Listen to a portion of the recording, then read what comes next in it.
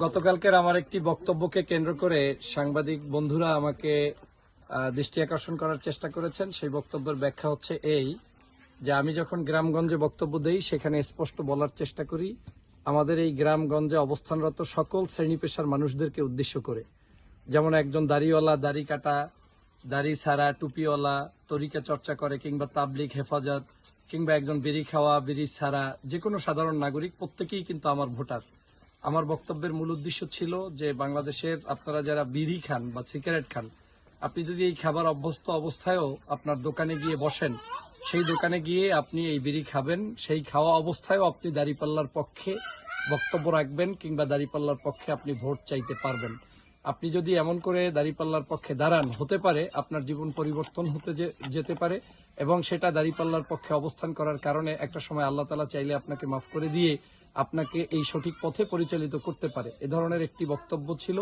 সেই বক্তব্যটা হয়তো কেউ কোনোভাবে মিসলিডিং করেছে কিংবা বুঝতে ভুল করেছে, কিন্তু যার পূর্ণাঙ্গ বক্তব্য আমার ফেসবুক পেজে আছে, শুরু থেকে শেষ পর্যন্ত দেখলে কিন্তু আপনারা পারবেন।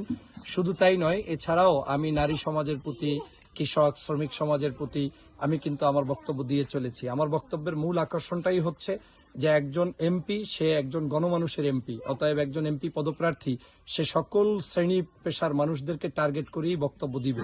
এবং আপনারা জানেন যে বাংলাদেশে আলেম সমাজ, ইসলামিক স্কলাররাও কিন্তু বিভিন্ন সময় অজনসিয়াতে বলেন যে সৎসঙ্গে সর্ববাস, অসৎসঙ্গে সর্বনাশ।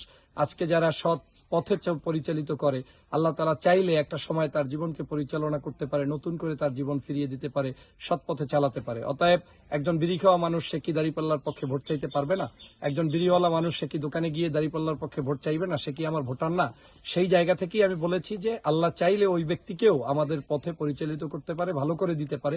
অতএব এই বিড়ি খাওয়া, বিড়ি ছাড়া, কিংবা সাধারণ নাগরিক, কিংবা একজন ইসলামিক স্কলার, কিংবা যে কোনো ধর্মপেশার মানুষই আমার ভোটার। অতএব তাদেরকে আকৃষ্ট করে আমার এ ধরনের বক্তব্য পূর্বেও ছিল, গতকালকেও ছিল, ভবিষ্যতেও থাকবে। হয়তো আপনাদের বোঝার ব্যাপারে আমি আজকের এই ভিডিওর মাধ্যমে ক্লিয়ার করে দিচ্ছি।